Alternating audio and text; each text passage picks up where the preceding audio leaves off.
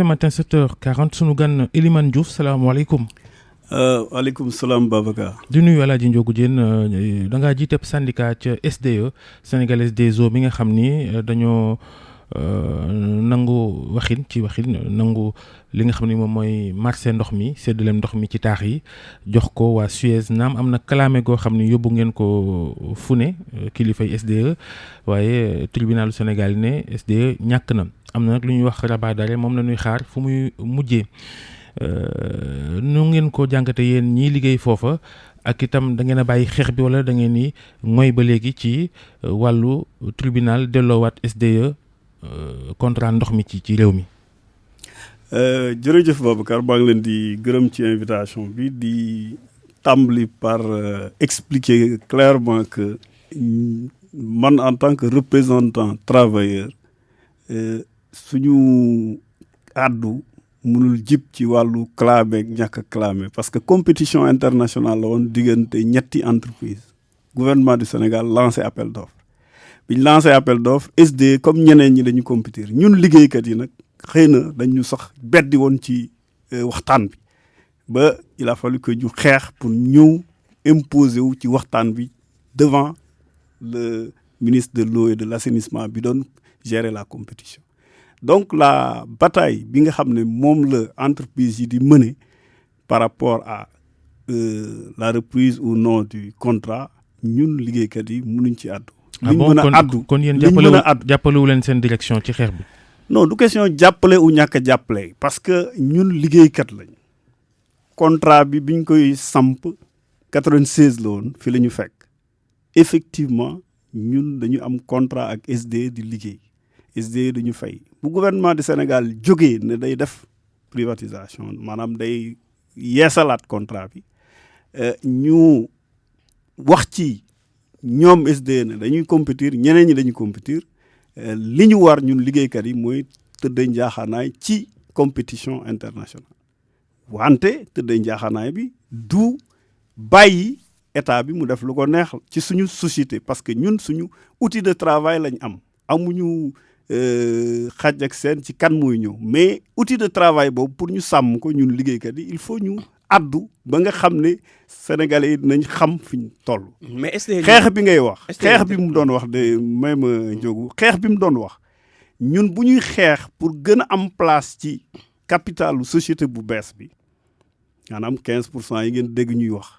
loolu li ko waral mooy liggéeykat yi dañu bëgg a mën a imposer xëy na. ci doxalinu société bi nan la ñuy def ba yelleefu liggéeykat yi ñu mën ko gën a sàmm nan la ñuy def ba population Sénégal aussi ci liggéey bi nga xam ne ñu ngi koy def ci biir séddale ndox ñu mën ko def ba mu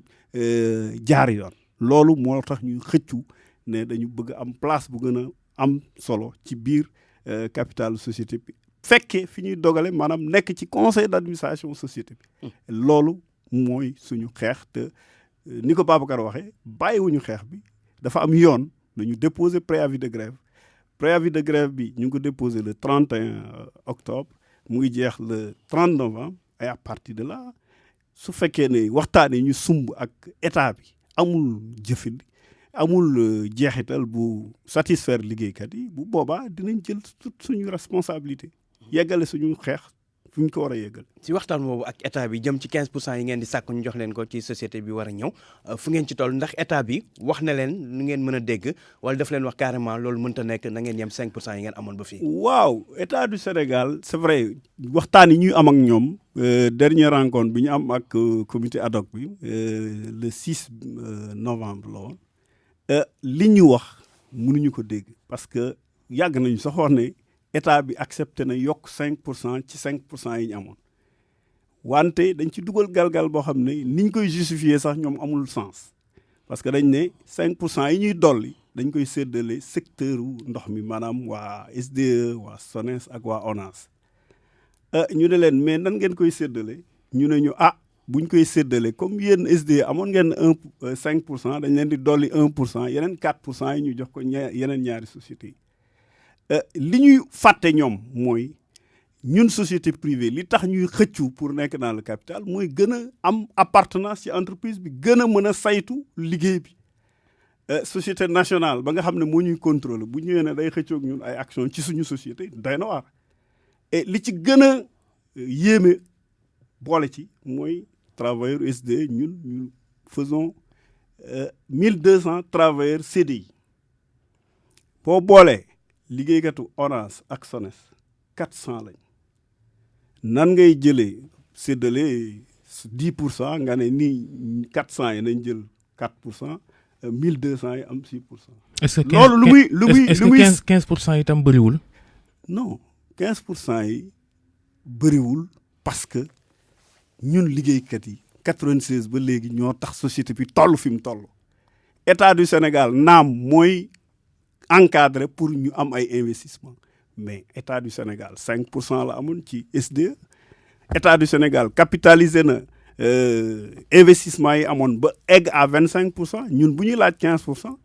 dañ ko war a laaj te dañu am moyen yuñ ko jëndee du loo xam ne dañuy ñaan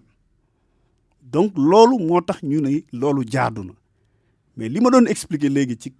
4% wu SONES ak ONAS tey liggéeykatu SDE boo jëlee 1200 travailleurs yi buñ séddalee bu daan forme séddale boobu la ñun liggéeykatu SDE da ngay liggéey pour que bu bénéfice bi ñëwee yow ka nekk ca société bële liñ koy sédd ci dividende mooy ëpp yow mi nga xam ne yaay liggéey ci société bi produire résultat yi loolu xam nga yi doy na waar ci séddale. mais foofu lañ tolloogun ak ñoom ci waxtaan d'accord ñu ak ñoom désaccord lañ constaté pour le moment ci proposition yi ñu def. li ñu jaaxal itam mooy mois de septembre le Suez mi gagné yëf yi. waroon na signé contrat am État du Sénégal ñu ngi ci novembre te pourtant Suez dañ ni le 1er janvier 2020 la war a tàmbalee jël yëf yi loolu jaaxal na leen am déet ak lu ngeen ca xam. waaw weesu na ñu jaaxal parce que même le 6 bi ñu dajee ak gouvernement bi rappelé nañ leen retard yi am ci processus bi depuis 2017 ba léegi le processus a été jalonné de retard dans la mise en œuvre maanaam. lépp luñ jàpp ne mois bi lañ koy def débordé na lu mat 4 ou 5 ou 6 mois même parfois plus lii yéeme mooy le 6 bi ñuy waxtaan ak commission ad hoc ñoom ñu ngi woon ci di négocier capitalu société bu bees bi à combien lañ koy yokk maanaam 4 milliards yi ñu waxoon ne mooy capital initial bi ñu ngi waxtaan ñoom ak Suez pour ne dañu war a yokk capital bi pour que bu ñuy def ay investissement pour démarrer société bu bees bi ñu mën ko supporter te loolu ba en tout cas date boobu ñoom mënuñu ñu wax le nouveau capital sera de combien donc xam nga Babacar loolu mooy wone ne xëy na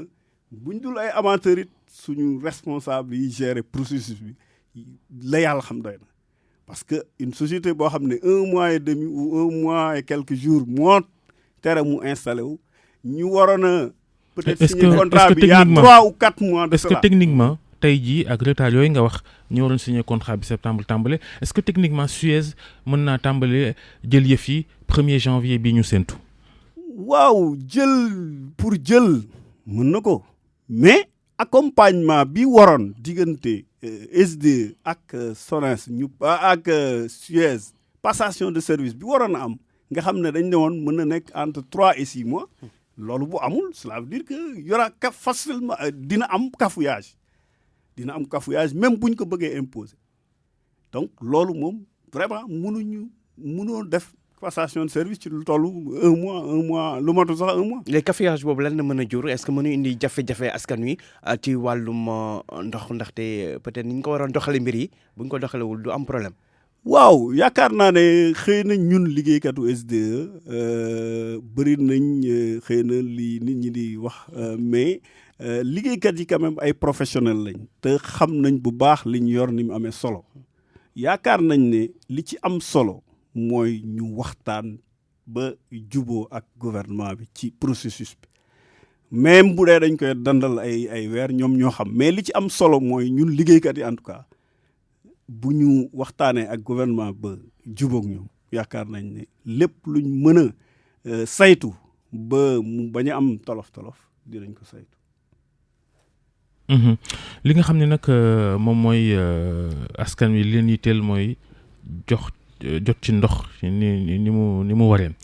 li gouvernement bi sumb ci ay chantier lu ci mel ni usine Kër Momar Sarr numéro 3 ñu koy wax KMS 3 ak lañ ca wax yëpp lañ ca def foofu itam seetlu leen fa ay yéex-yéexam ndax ba léegi bëri na ci Ndakaaru rawatina ay gox ak i xur yoo xam ni nit ñi mënuñoo jot ndox mi ci anam wu sell ak mënuñ cee jot sax tous les jours. Babacar seetlu bi mooy li nga wax mooy liggéey boobu bañ ko waree sumb ak biñ ko sumbee daanaka def na lu ëpp 4 ans maanaam projet la yoo xam ne moom ak dessalement projet la yu ñu waroon a tey fekk installé nañ ba mu commencé joxe ndox boo gisee gox yooyu ngay wax ak yenn zones yi nekk en hauteur ou bien zones yi nekk en bout de réseau mënuñu am ndox c'est parce que liñ planifié woon État du Sénégal jaarale ko ci SONES réaliser ay marché donc 2019 waroon na fekk ñu mettre en service KMS 3 waroon na fekk ñu mettre en service usine de dessalement bi war a am Dakar. Mamel di xalaat même beneen boo xam ne dañ ko waroon a def ci zone Mbour bi donc loolu mooy wane ne gouvernement bi encore une fois bu ñu ne leen tey la xaaral ay at ci kanam donc retard boobu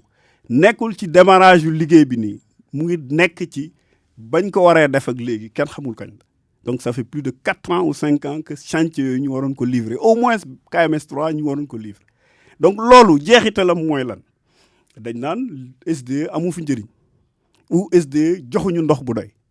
alors que jox ndox boobu mu ngi dépendre ci une planification boo xam ne def nañ ko ak État du Sénégal def nañ ko ak SONES ba SONES war a liggéey bi ci délai yoo xam ne leer na donc léegi bu loolu amee tant que processus bi jeexul ñu installé jox nit ñi ndox yaakaar naa ne y aura cette difficulté kon lépp lu aju ci jumtukaay ak nit ñi war a jot ci ndox mi techniquement ci ni mu waree SDE amu ci responsabilité.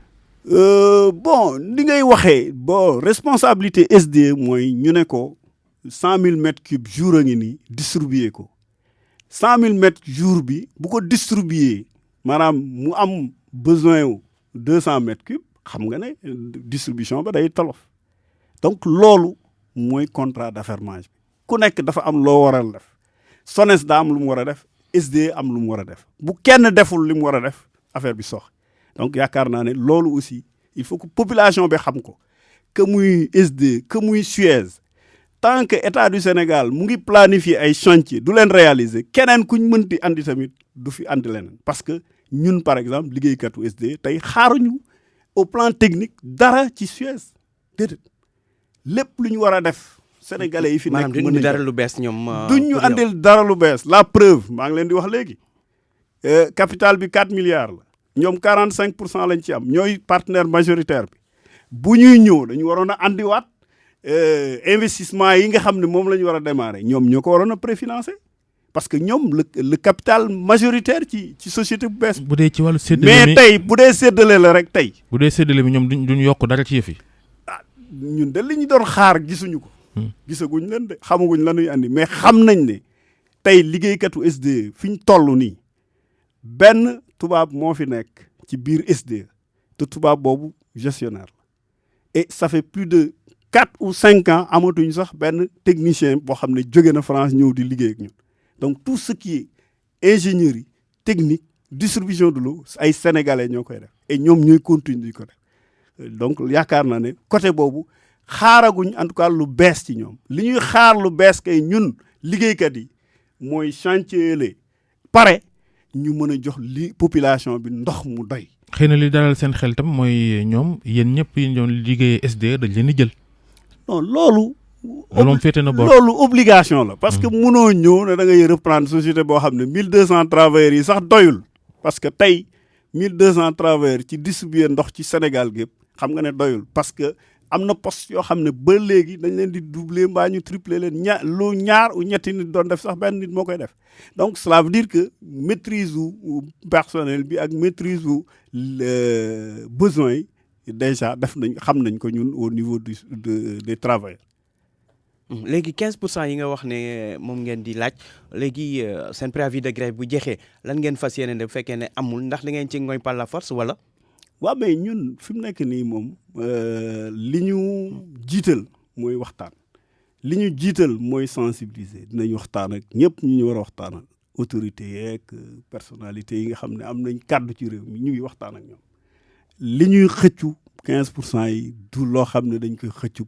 dañ koy xëccu pour que liggéeykatu SDE gën a mën a saytu seen secteur gën a mën a am implication ci seen gestion entreprise donc buñ ko amul ba préavis bi jeex dinañ delluwaat ci liggéeykat yi wax leen ne ñun de état du Sénégal ñun 2017 ba léegi ñu ngi xeex amoon nañ naam 5% ñu ne dañuy yokk 5% mais yokk 5% ba xëy na ñoom dañ ko def par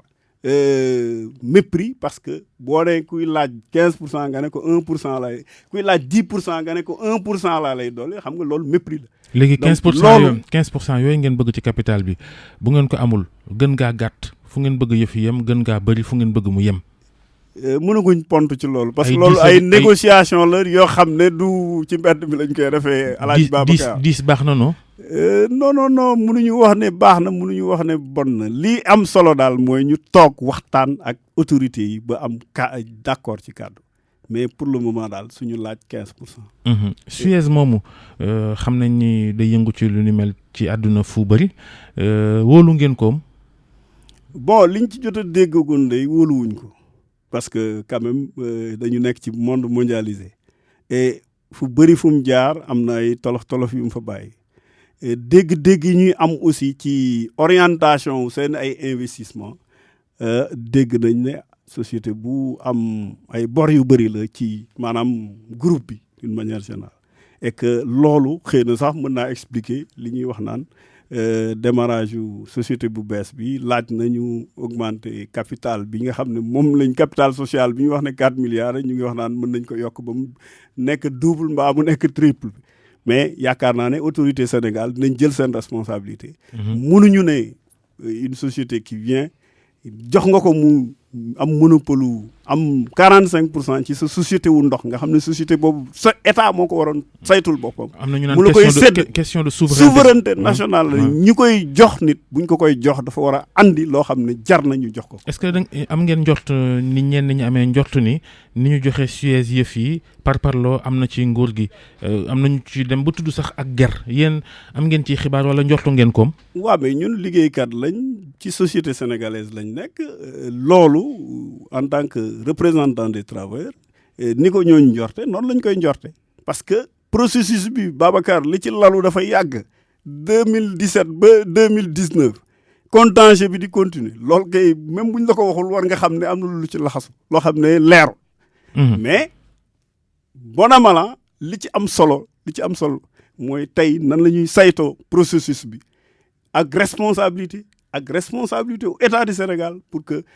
bu ñuy démarrer société boobu mu bañ a am luy yàqal population. jërëjëf Elimane Diouf njiital syndicat bu nekk ci SDE sénégalaise des eaux mi nga xam ni dañoo kon